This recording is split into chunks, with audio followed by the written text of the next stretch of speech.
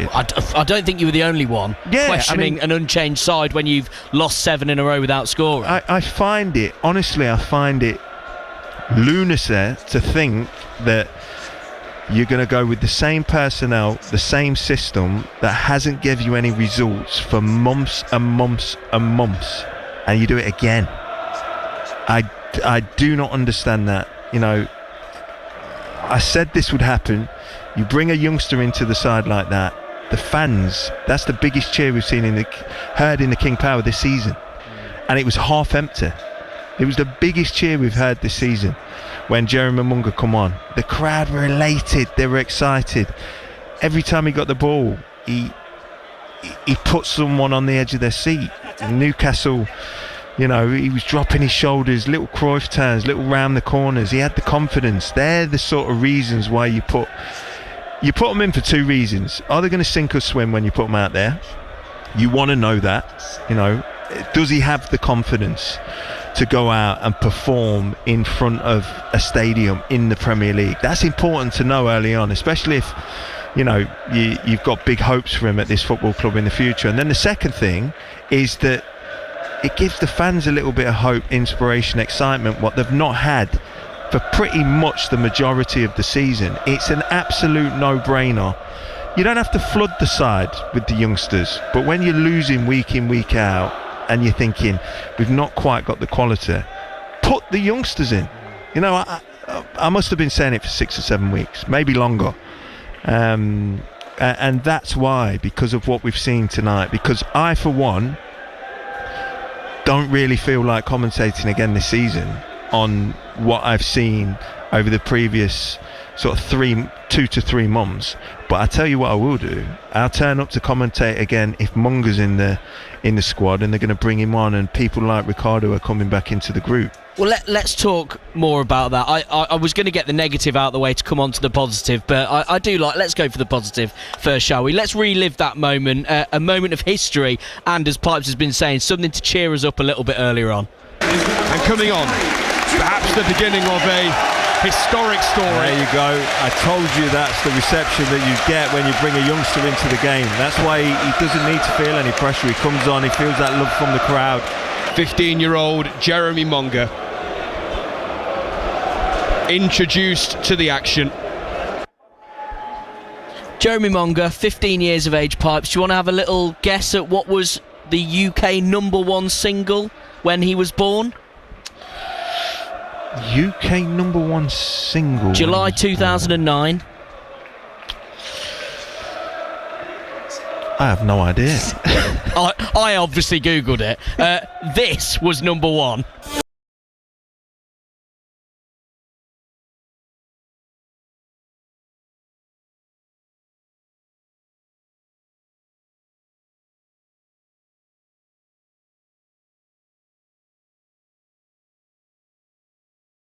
But I'm not necessarily sure it's classed as a big...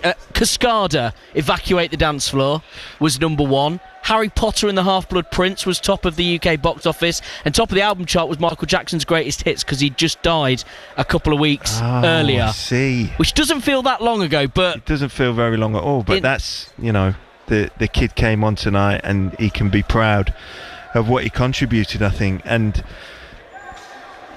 what I will say is, I find it incredible, and I don't think people realise that at 15 years old, to come on and play in a game like that, and listen, he didn't do sort of anything that was like, oh my goodness, I can't believe he's just done that, but the confidence that he's shown, the movement, the game intelligence, some of the little round the corner flicks, I thought was really impressive, and will give the guys at Leicester, the coaches, confidence to know that he's going to be at this level. Sometimes it's sink or swim when you come into the first team, but I definitely thought he took his opportunity tonight. Even away from the fact that he's 15 years of age, but a young lad coming through the academy, getting that opportunity in the Premier League, what is that moment like when the manager does say to you, come on, you're coming on, finish warming up, you're coming on, and then you get ready, come up from the bench, and have that moment when you stood at the side of the pitch and the fans, the murmur of the fans, realising this is the moment. What is that like as a player? Yeah, I mean, it's a mix of excitement and dependent on your personality.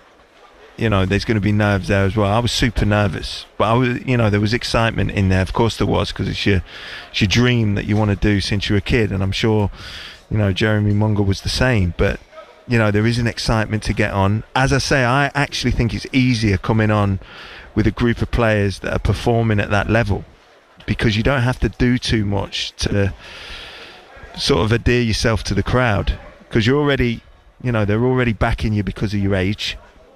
You're a youngster, you've come through the academy, loads of things are working in your favour, and it actually works in your favour that the first team at the current time are as bad as they've ever been. So you come on, you keep the ball, you play forward. He did more tonight, and I don't want to be, unkind to some of the players, but you got to say it, he did more tonight in the 10-15 minutes that he was on than Patson Daka, who's played that position in sort of the last few weeks. And he became the youngest player to make a league appearance for Leicester City tonight. 15 years, 7 months and 18 days. He breaks a record held by Peter Shilton, which has stood for nearly 66 years. Not, though, the youngest player to ever start a game for Leicester in a competitive game. That is still held by Ashley Chambers, who's currently playing at Barwell, by the way, who was a month younger when he made his debut in 2005. Here is Ashley Chambers, by the way, because he spoke to Zoe McGrady a few weeks ago about Jeremy Monga on game night. For him to even be included in the squad, he's clearly good enough. And at this moment in time in football, certainly in the Premier League, with the amount of money that's around, he has to be of a quality that's desirable for the manager, because else it wouldn't. There's no need for him to create a publicity stunt like that, because it changes nothing for him. He needs results. He needs things to go his way. So for him to be in and around the squad, it must mean he's good enough. But yeah, I think the only bit that I've got about it is that sort of the club will have mentally vetted how he is and if he can handle that pressure and things like that, because that's the biggest advice that I would give to him, because it's a tough world to go into, and you have to be mentally strong to be a top player. And if you're not prepared for that, you can fall by the wayside. And I've been a little bit of a victim to that, because you get thrown into it so young, and you're trying to keep up your standards to seasoned professionals who've been doing it for years. So yeah, it's I'm sure he's got a fantastic career ahead of him. I'm sure he's got his head screwed on. And just because his time didn't come at the minute, I'm sure it will at some point. So yeah, I'm excited to see how that goes. Are you hoping to hold on to that record for a little bit longer? Would you like to see someone else take that on? Well, it's the 20-year anniversary this year, so I'd like to just go past that one, and someone else can have it for a little while, I suppose. Ashley Chambers there does hold on to the record as the youngest ever Leicester City player, but as we mentioned, Jeremy Monga, youngest ever league player. And it was interesting there hearing Ashley talk about, getting him in and getting used to the surroundings. And you touched upon this in commentary, which I thought was really interesting, because I think the fans have been calling for him to play because he is clearly a talented player, and the very basic notion of we want to see a young, exciting player in a team that doesn't have a lot of excitement at the minute. But actually, you made the point that you almost need to make him realise that this is a step up. He is clearly too good for the academy right now. He is absolutely ripping it up, scoring, assisting, playing wonderfully every week. So to give him this experience where he will realise this is the Premier League, this is the big dogs. Yeah, that's why, it's said often, is it, that age is just a number, but I look at it in the reverse way as well, that coaching is about challenging the individual, and if he's clearly too talented for the age group that he plays in, you move him up to the 18s, and then all of a sudden we're seeing clips of him sort of take 3-4 guys on in the 18s and he's 15 years old. Then you've got to change the challenge level again, because he constantly needs to be challenged. But what can happen if he isn't challenged on a constant basis? All of a sudden, he's that good. You can sort of, play in third gear and still be man of the match week in, week out for the 18s. Now you've got to get him to this level as soon as you feel he's ready for it, and throw him in. You're looking at his character. How does he take to being in front of a massive stadium in a Premier League game? And I thought it was water off a duck's back for him from the body language that you could see. But the other thing that you do it for is because now he has to understand, when you're coming up like against someone like Livramento, he's not an under-18 fullback that's not made it yet. He's an outstanding young fullback in the Premier League, and you can't do things at the pace that he's obviously been playing at recently and still get results. And that's why a couple of his crosses were sort of blocked. He sort of took a bit too much time over it. But this is the learning, and this is why it's important to introduce him to this level, because a kid like him, as talented as he is, will then go on again with the development of playing at this level. And away from his development and his talent, just the mood change within King Power Stadium when he came onto the pitch. You've been banging this drum for weeks saying, get him on, the fans will get behind him. And actually, the game was dead. They were 3-0 down, but it felt like the first time in a good few weeks that the fans that were still inside King Power Stadium were hopeful and thought something was about to happen. Yeah, and this is what really worries me about Ruud, and it has done for quite a few weeks. Because when you sort of trying to give your analysis on the radio, you think, why wouldn't he be giving the youngsters an opportunity, or putting Munger in sooner? And you sort of go through the pros and cons. But I always fell back to the point of, and listen, I'm an average UEFA B coach. To coach and manage in the Premier League, you've got to be a pro licence. So, Ruud will hold his pro licence. His experiences that he's had in football dwarf my experiences. He's obviously a legend. I didn't play too much.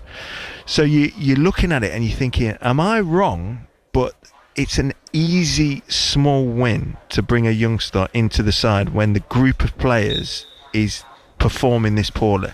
It's an easy win. You get the crowd on side, you develop the youngster, he's exciting, he's going to do more than Adaka's going to do at this moment in time, so why not put him in sooner? That's what worries me, because I'm thinking, why, if I know it, why is Ruud not knowing that?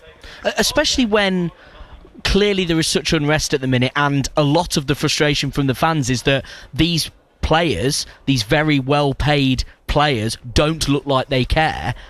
Clearly a 15-year-old lad from the academy isn't going to be like that. But also, if a 15-year-old lad from the academy has a shot that goes way over the bar, or has an attempted dribble that doesn't quite come off, you're not going to have the same moans and groans that you would if it's a player that's been doing that all season and doesn't look like he really cares. Exactly, and this is part of my point, that it's an easy win. In a situation like this, when there is a lot of negativity around and there are boos, and the atmosphere is a bit of a struggle to play in front of for these players, introducing some fresh faces, some youngsters, some exciting youngsters as well, that are gonna pick the ball up and play forward and try new things and tricks, it's an easy win. So the fact that he's not done it, I honestly can't come up with a valid reason of why he hasn't done that sooner. I think we should get some fan reaction before I read out a few messages and we get a couple of voice notes. There was clearly a lot of empty seats tonight, even before Jacob Murphy gives Newcastle the lead within 2 minutes. Lots of fans deciding they didn't want to come tonight. It's Monday night, it's late, it's whatever. Do you sympathise with those fans who have decided even before a ball's kicked that they didn't want to come and see this evening? Yeah, I mean, I understand it. I totally understand it. Especially for the timings of tonight and Monday night 8 o'clock kickoff. It was on TV as well.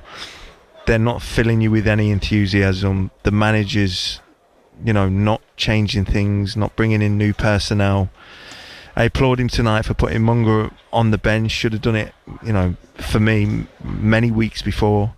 But there's a real lowness to everyone around the club at the minute.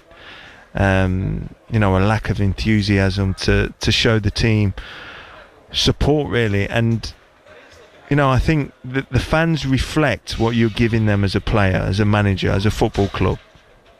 And when you start to think, well, they're not bothered, so why should I?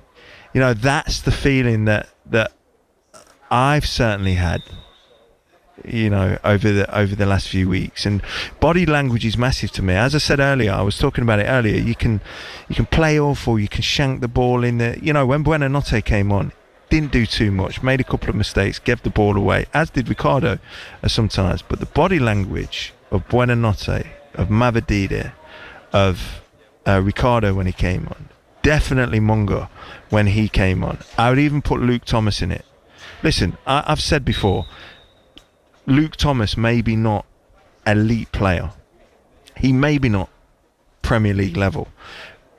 But since Ruud's brought him in, I think he's gave it everything. And you can tell in his body language. And then I start to struggle because I look round at the rest. I mean, Vardy does. He always puts it in. Little too old now, I think. And definitely, what makes him look older? Playing in a team like this, because no one's putting him in the areas he wants to be in. So maybe that's a little harsh saying he's a little too old now, but obviously he's getting older. But it is making him look older playing in a team like this, because there's just no quality in how we're trying to get him the ball. The introduction of Buonanotte and Mavididi meant a change of shape as well, but was that too little too late at half-time? Yeah, it was, and you want the manager to react in real time, and you actually want the manager to not keep doing what hasn't brought him any results in the last sort of 10 weeks. But when the game starts and it goes 1-0, it goes 2, and sort of, I think it was around about 20 minutes, he disappeared and you didn't see him again. And I didn't know if he'd gone home, if he'd sort of like sent a little note up to John Rudkin and Top to say, listen, I resign, and he'd just gone. You didn't see him, did you? No. Until we seen him on the monitor at half-time get up and go down the tunnel, and it was like, that is not a leader to throw the towel in. It was weeks ago when we had a really poor result here, and the only guys, I think 3 guys stayed out. Vardy was one, Christensen was another, and one other, it might have been Winks, that had come on as a sub, stayed out, clapped the crowd. Can't remember what game it was. The rest of them, including the manager, down the tunnel. They didn't want to face, in this difficult environment. And I know it's difficult, but that's not leading at all, Ruud. And I've got to say, amongst everything else that I've spoke about, Ruud has really disappointed me as our manager. I was excited when he come in, but I actually think, I moaned about Steve Cooper at the time, and I said that I can't really see a blueprint and these players understanding it. But I actually think if Steve Cooper stayed as manager of the football club, I think we'd have way more points now. Well, a few of the messages on the subject of the manager, Ruud van Nistelrooy. Andrew tweeting saying, how can a manager keep picking the same side and not expect the same result? Another message, Paul in Beaumont Lee, saying, shocking display again, no change to the team, we're going out of the league as a complete embarrassment. He says, time to go, Ruud van Nistelrooy. Ian has also sent us his thoughts on the WhatsApp voice notes. Once again, another one of the long list of desperately poor games, desperately poor performances. The biggest frustration for me, and it has been for a little while, is that the team that Ruud keeps picking, the team that he keeps putting out, isn't our best team. And I think you saw in the second half there that, look, we know Newcastle had stopped playing and they turned it down a bit, but with people like Mavididi, Buonanotte, Ricardo coming in, we looked a lot more threatening, and we looked like they cared a lot more. Ruud van Nistelrooy has just been a nonsense as manager. I feel embarrassed for championing him early days. I can't understand how we can keep picking the same team week on week when we've got better players on the bench, and we showed that second half. Look, today will be remembered for everybody for the day that Joe Mimonga made his debut. The guy is a generational talent. So look, it's desperately sad for this season, but hopefully we can hang on to him and enjoy him next season, because he is a great player and he'll do us proud. Ian there with his thoughts. I mean, the point about, was it Einstein saying about trying the same thing and expecting different results? And the fact that, we've already touched upon this, but the fact that this isn't a hindsight thing, I think the majority of messages I saw, social media posts, were saying, why go for the same team? And what's interesting is, we spoke pre-game, and I think you were expecting maybe same team and therefore same plan as against Manchester City for a low block and then try and attack later on, which clearly went out the window when Jack Grealish scored after 2 minutes. Same this evening with Jacob Murphy scoring after 2 minutes, but actually you thought it was not even that game plan. So same team, same personnel, but a slight tweak that just didn't work. Well, they started the game differently, didn't they? I mean, for 90 seconds. Yeah, I know it was for 90 seconds, but you could see that we haven't seen this before. We haven't seen a long ball from Hermansen, indeed he's sort of flying in off the line and, coming across, winning the header, putting Vardy in the channel and then a shot at goal. So it was definitely a different start to the game. But there was so much wrong with it tonight. I do like watching it back, and then that's why on a Monday you can sort of give a little more detail. But initial reaction was like the press was all over the place. It was singular. It wasn't unified at all. It was like they had never worked on pressing. It was like, if you're near the ball, just run after it and try and stop the player from playing forward. And it wasn't connected. So Newcastle played through it easy. And I felt, even though Newcastle played some really nice football in the first half, I felt they were in third gear, playing through our unconnected press. There were mistakes again. We were too wide at the back. We were getting into some horrible areas. And, the defending was sort of all over the place. And then attacking wise, it wasn't there either. I kind of feel sorry for Daka because, and I'm reluctant to say that because he's getting paid an incredible amount of money, but managers should look at characters and look at performances, of course, but look at the character of someone. And sometimes you have to protect certain players, and I think he needs protecting. There's no way, his confidence is that low, he's all over the place. The only time he did something well tonight is when he lashed that left foot, and I said that's when he's at his best, when he don't think and he just sort of, you can imagine if you were down there on the pitch, he would have made that kind of noise like, like, just have it, because all the frustration's coming out. But you look at him and his confidence is absolutely on the floor. That kid's probably thinking, oh my God, Gaffer, please don't pick me. Especially at home, because the crowd, and rightly so. Listen, he's a professional footballer. You got to take it. If you're not playing well and you're passing the ball to the opposition, like when you're not pressurised and kicking the ball out of play, and then in the first half the ball comes across. Yes, it was a difficult chance, but he sort of swung a leg at it, totally missed the ball and just volleyed Dan Burn. That was like a big opportunity to try and hit the target. And the kid's all over the place, and for me, I'm looking at the gaffer in that situation and thinking, why are you picking him? Why? It's unfair on the lad. He's that poor at the minute. It's kind of unfair that you're putting him in the first team. Well, it's interesting on about the players being picked as well. Jamie's given his thoughts on maybe some of the decisions Ruud van Nistelrooy's making in that department.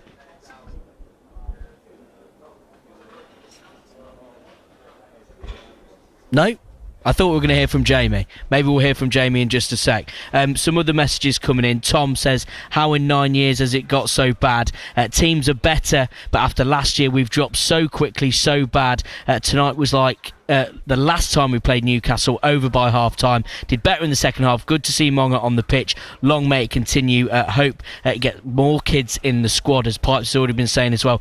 Safe journey back to all the Foxes fans. King Elm saying, if you don't laugh you'll cry. Genuinely not good enough in every department this season. The club needs to start making hard choices, otherwise we'll fall down. 2 decisions similar to what I think Simon has had to say on the voice notes. I think the harsh truth is it's time that, well, Van Nistelrooy is no good. Using the same starting the same players for 4 games running when we've lost a minimum of 2 goals each game, not scored, refuses to start Mavididi. And I think it's time top left as well. It's time he put the club up for sale, because he seriously does not care. He's kept Rudkin in place, who's the main reason for our financial issues. He's literally destroyed his dad's legacy. It's absolutely disgraceful. And the way the players are they just really have down tools. It's an absolute disgrace.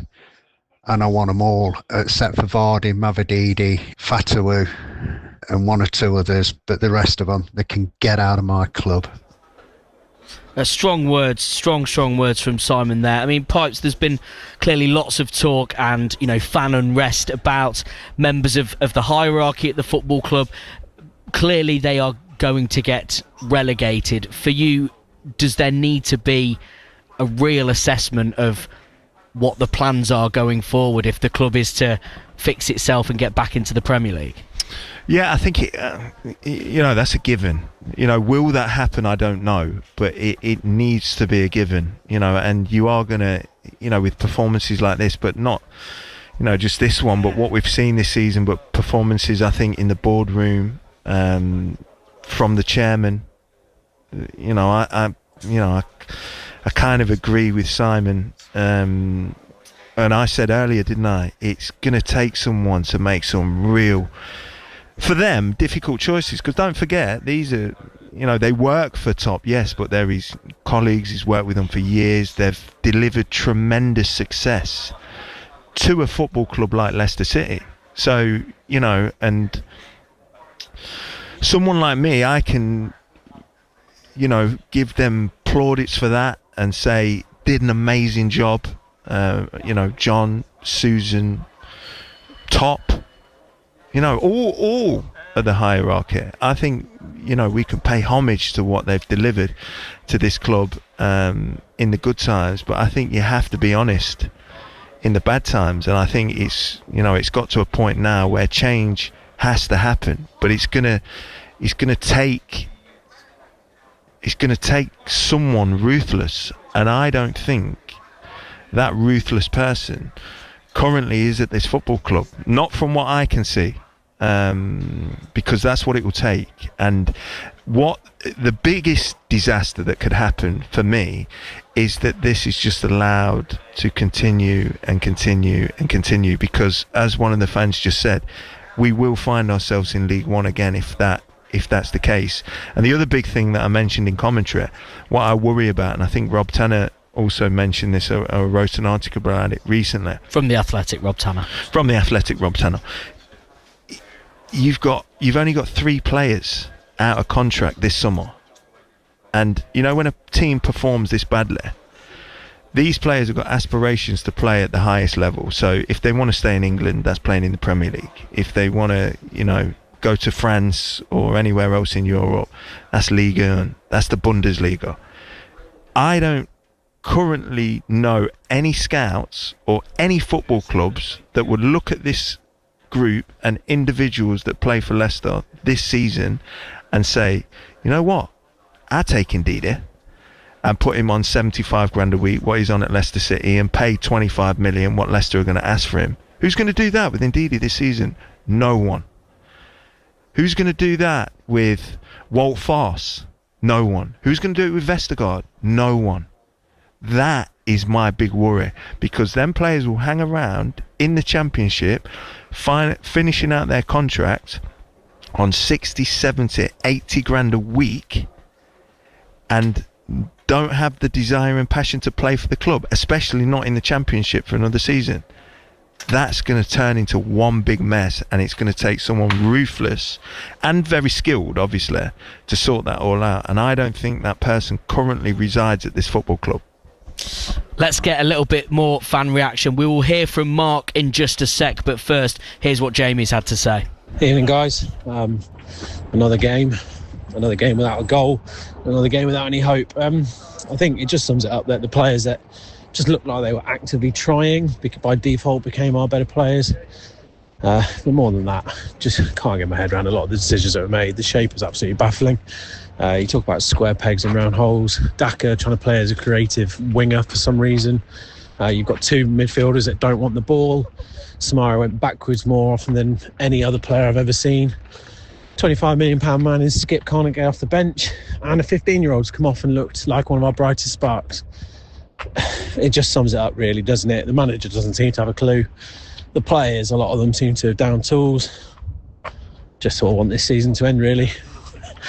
That's the first time I've ever said that as a Leicester fan. That was Jamie. Here's Mark as well with his thoughts. Really poor night again tonight. Really pleased not to have bothered going. We decided to get rid of the tickets and have a beer instead. The best decision I've made for months regarding Leicester City Football Club. Really, really poor. Don't look like we're going to score a goal. Fair play to Mongo coming on, but pretty poor. Mark there, who decided to stay away from King Power Stadium. We've already touched upon this Pipes, but clearly plenty of fans left. Shout out to my two mates, by the way, who arrived late and missed the first two goals. They were arriving as other people were leaving after they'd gone 2-0 down, so well done to them pair. But, you know, we and you have had plenty of conversations in the past about the concept of fans leaving, and I suppose when things are bad, you often expect boos at the end of a game. Is it even more telling and more demoralising in a way that there's not really boos because people have decided they actually can't be bothered to stay and boo? They're that sort of apathetic about it. That's exactly what it is, apathetic. And it's gone, and I think I've been like that for weeks, it feels. Maybe before Christmas with me. I went early with it. The sort of anger was gone. There was no anger there anymore. It was just a deep disappointment and, you know, a thinking of what a mess that this club currently has turned into. It's only 3 seasons ago, I think, that we were saying this is one of the best run football clubs in the world. And to go from that to where we currently are now, where you need an overhaul of the board. You know, someone mentioned earlier, Top should sell it. You know, is his heart still in it? That's a question that only Top can answer, but he needs to answer that, you know, really truthfully. And he needs to, you know, if I could talk to Top, it would be, you know, don't continue to do something just because you think that's what, you know, your father would have wanted, because this was his dream. You got to live your own life, you know. And I think sometimes, you know, especially, you know, kids of really successful people, and just in general, kids in general will think that, yeah, but that was my father's dream and I've got to continue that legacy. I don't think he has to. You know, he needs to walk his own path. And is Leicester City it? It was his father's, and his father had tremendous success. But, you know, with that success, I think, this is how I look at it, he had the passion. He had the want to deliver. He wanted to win things. He set his goals. You know, he put the people in place, and then when they weren't working, he was ruthless with managers. No, you're gone. That you are hampering now my dream and my pathway that I want for this football club. So you're gone. That's the question I think Top should answer. Has he got that same level of commitment that his dad had? The same level of passion, the same dreams, the same wants? Because if you're not, and you go into something like this where so many people are involved in it, you know, the fans, all the staff at the football club, the players, the manager, the hierarchy, the board members. If you haven't got that level of commitment as an owner, these are the kind of things that happen, because you don't make the ruthless decisions, because you've been friends with Susan and she's worked for the King Power Group for years, and John, and you know, that's what happens, and that's what it feels like to me at the minute. And if I'm wrong, I apologise, because I don't think they're going to hear this anyway, but if I'm wrong, I apologise. But if your heart's not in it, you're not going to deliver your best qualities, and for me, that's what it's looked like over the sort of, certainly the last 2-3 years. The thoughts there of former Foxes winger Matt Piper. You're listening to BBC Radio Leicester Sport, live from King Power Stadium after another defeat for Leicester City. We are waiting to hear from the Foxes manager, Ruud van Nistelrooy. He'll be speaking to Owen on the show. Elsewhere in the Premier League, Ivan Juric has left his role as manager of Southampton today following their relegation to the Championship. Yesterday's 3-1 defeat at Tottenham was their 25th of the season. They've won 2 matches on just 10 points. That's one fewer than Derby's worst ever record in the Premier League of 11 in the 2007-2008 season. Simon Rusk is set to replace Juric in the interim at Southampton. Elsewhere in the Premier League, yesterday the leaders Liverpool lost 3-2 to Fulham at Craven Cottage. Liverpool forward Mohamed Salah struggled to score recently, but the Reds manager Arne Slot confident he'll hit top form again soon. Last few games he didn't score. I think that's normal for every player in the season, that once in a while you don't score a goal or you don't have an assist. But I'm fully confident that he will show up again in the upcoming 8 games. Liverpool are 11 points clear at the top. 7 games remaining. They need 11 more points to win the title. Chelsea drew 0-0 to Brentford. The Chelsea boss Enzo Maresca says his side had enough goal-scoring chances to win the game. First of all, I think it has been a good performance. We create enough to win the game. I think we shot more than 20 times and we didn't score. Probably the only thing we missed has been the goal. But overall, it has been a good performance. And the champions Manchester City drew 0-0 away to Manchester United. Drab game at Old Trafford. Here's Pep Guardiola. They had chances, we had chances as well, tight game, and the only problem is with the ball we move too much. You have to be more in the right spots, in the right position, and we didn't do that. On Saturday, most Leicester City fans are watching things at Portman Road very closely. Wolves beat Ipswich 2-1 to go 12 points clear of Ipswich and therefore from the relegation zone. The team above the relegation zone, only one Ipswich and City can catch, and now 15 points clear of Leicester. Here's Wolves manager Vitor Pereira. I don't want to listen in my dressing room about save, about this kind of conversation, because I don't want this. I want ambition in my team, looking to move forward, to win games, and to try to get points that we can get. Elsewhere, Everton drew with Arsenal to reduce their very thin chances of catching Liverpool at the top of the tree. Crystal Palace continued their fine form, beating rivals Brighton 2-1, despite being down to 9 men at the end of the game. West Ham drew 2-2 with Bournemouth. Aston Villa beat Nottingham Forest to go 5th and keep the pressure on Chelsea and Forest in the Champions League spots. Reminder, Arsenal face Real Madrid tomorrow in the Champions League quarterfinals. Villa face PSG on Wednesday. You're listening to BBC Radio Leicester Sport. We will hear from the manager Ruud van Nistelrooy shortly. We'll also have a reminder of how the game went in just a sec. What do Selena Gomez, LeBron James and Martha Stewart all have in common? Their lives and fortunes are all being discussed in Season 3 of Good Bad Billionaire. Yes, the podcast exploring the minds, the motives and the money of some of the world's wealthiest individuals is back. I'm Zing Singh. And I'm Simon Jack. Each week we take a closer look at some of the world's mega rich. And try to decide together whether we think they're good, bad or just another billionaire. Good Bad Billionaire. Listen first on BBC Sounds.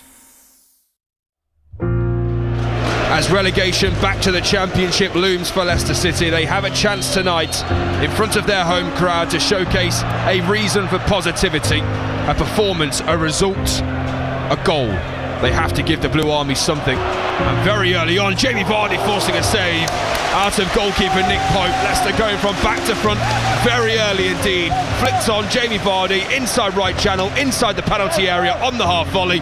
And Leicester have the first corner of the game, 0-0. Oh, what a start. Lovely little flick on from Indeed It. Vardy's onto it in a flash.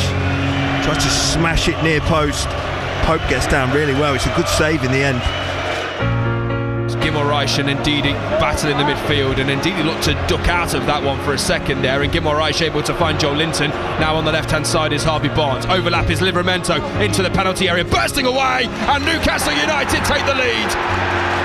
At the back post, Jacob Murphy arrived, and after such a bright start, it is the Magpies that go ahead inside 2 minutes. As they try and win it back here, Mads Hermansen may be in trouble. Newcastle United hit the bar. Might fall here for Murphy, looking for a second, who pokes it home. Well, it's quite an incredible moment here at King Power Stadium as Newcastle United double their lead. Jacob Murphy eventually pokes it past Mads Hermansen to double the lead. Ball intercepted by Harvey Barnes, who will now try and race away from his former Leicester teammate. Isak's made the run to his left hand side, and a Barnes reverse ball able to find Alexander Isak, who's standing up Connor Cody here. Alexander Isak's strike is deflected by Cody, only to Joel Linton inside the area, and what a save that is by Hermansen before Harvey Barnes pokes it home. Against his former side, Harvey Barnes scores his 6th goal of the season and does not celebrate against his boyhood club. Right place, right time from the deflection from Joe Linton, and many people heading to the exits in the home end, and applause inside King Power Stadium for the Newcastle United goal scorer, a Leicester boy, Harvey Barnes. Leicester 0, Newcastle United 3. The full-time whistle goes here at King Power Stadium. Leicester City have been beaten, well beaten, blown away by an electric first half performance from Newcastle United by 3-0 on match day 31 in the Premier League. They are 15 points adrift at the bottom of the table. You know, there's so many things wrong, and I really fear for this football club in the coming years. If we don't make tough decisions and we don't make them quicker before the end of the season to set us up for success again in the near future, because if we don't and we stall on those decisions and top stalls on those decisions, we are going to be in big trouble moving forward. Some of the players that I see running around with my club shirt on that don't have the heart, the fight, the determination is just not good enough. And you know, I think we've seen that in the dugout tonight. I think we've seen it in the stands where the board members sit. You know, the whole club at this moment in time is not performing anywhere near a high level, and unfortunately don't deserve to stay in the Premier League.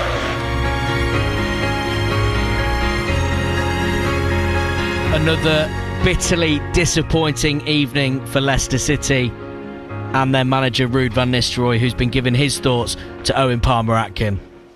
Ruud, a 3-0 defeat and conceding again in the first couple of minutes as well. I can imagine you're bitterly disappointed tonight. Of course. Difficult times. Tried many things without getting results, and started with good intentions again, but 3-0 down after 30-something minutes, lost the game already early without really doing ourselves any favours. I think all 3 goals are we could have done better. If they had a brilliant play, we can't do anything more than you can accept it, but I think it was on to us. And it's blow after blow like this, and again we weren't able to score, and the run of games that we're in, it's of course not what I want, why I came here, and that's very disappointing. I wanted to ask about the goals. You said there that you probably could have done better in those situations. Is that level of defending in the position that you are at the moment acceptable, really, in in terms of the level that the Premier League requires? No, of course not. But we and I think includes me, that it clearly wasn't good enough, and that's painful. That's very disappointing, and that's not what the fans come to the stadium for, and that's why it's so hard to swallow. I'm sure you'll have heard this stat a few times already tonight, but of course you're the first team in Football League history to lose 8 in a row at home without scoring a single goal. How do you explain that? It's disappointing. No words for explanations now, just something that you don't want to be part of, but we have to take responsibility, including myself. When I say we, it's always me in it, and that's what I can say about it now. Because fans will be looking, I guess, for an explanation as to why Leicester have become the first team to do that and hold that record. I know it's not the records that you want. That's why it's so hard and painful, and it's difficult to describe. There have been accusations at your team about the fight and the desire and the belief and all those different things, and you've defended your team in the past on those. Did that? And was that a team tonight that looked like they wanted this fight? Wanted, I think yes, but not able to do so on the pitch, and that was the reason why we lost the game in 33 minutes. Why is that? Why weren't they able to utilise that fight? You know, the run of form, and the lack of goals, and the confidence levels. After 2 minutes, you get another blow. I think it's hard to take and recover from, and it's a hard situation to be in. There's 7 games left. There's lots to play for. But on the basis of the last couple of months, Ruud, is this a team that deserves to be in the Premier League next season? In the end, I said before, if you play now 31 games and we're in the situation where we are, then you're not. That's clear. And just finally, Ruud, one positive from tonight was the introduction of Jeremy Monga.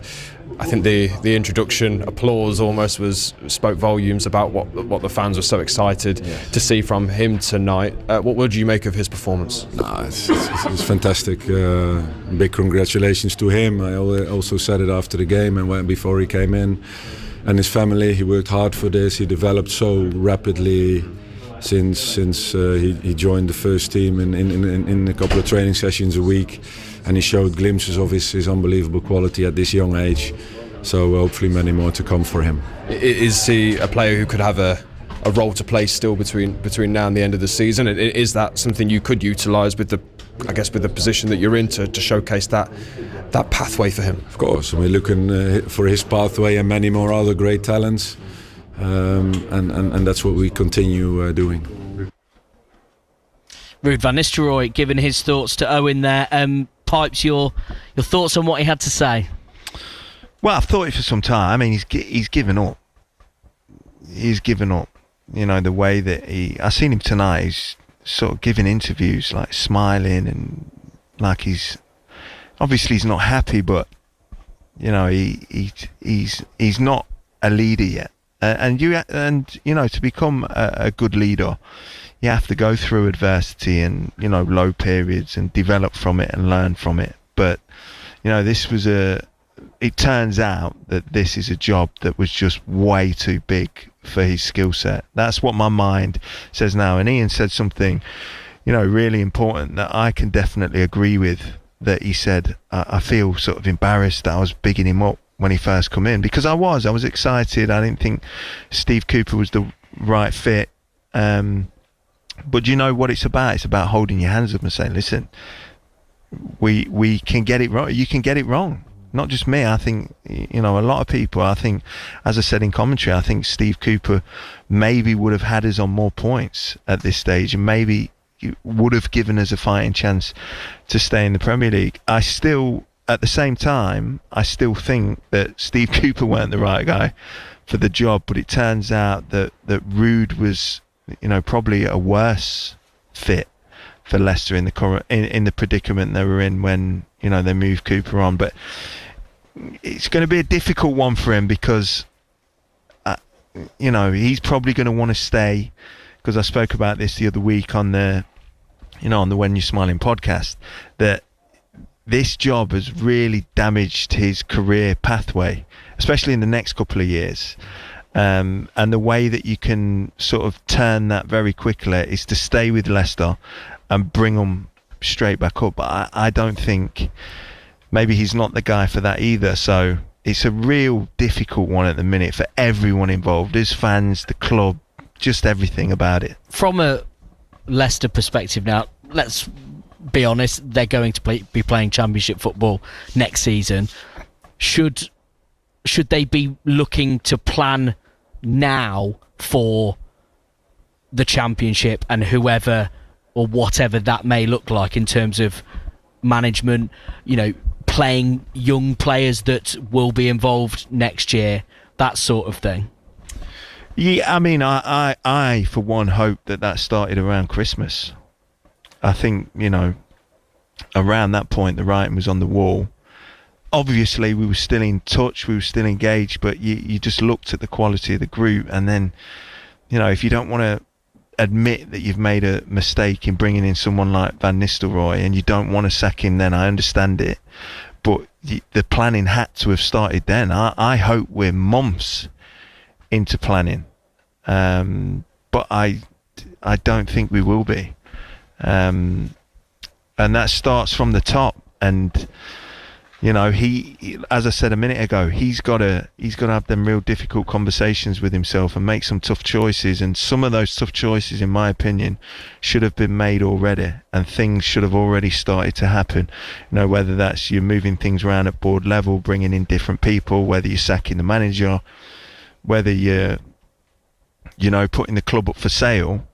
These are all questions that top needs to get to the bottom of and make those decisions very quickly, I think. Pipes, thank you very much, as ever. Fancy the trip to Brighton at the weekend? No. Luckily for me, I'm hoping he does. Mike Stahl will fancy the trip. We will be at Brighton, of course.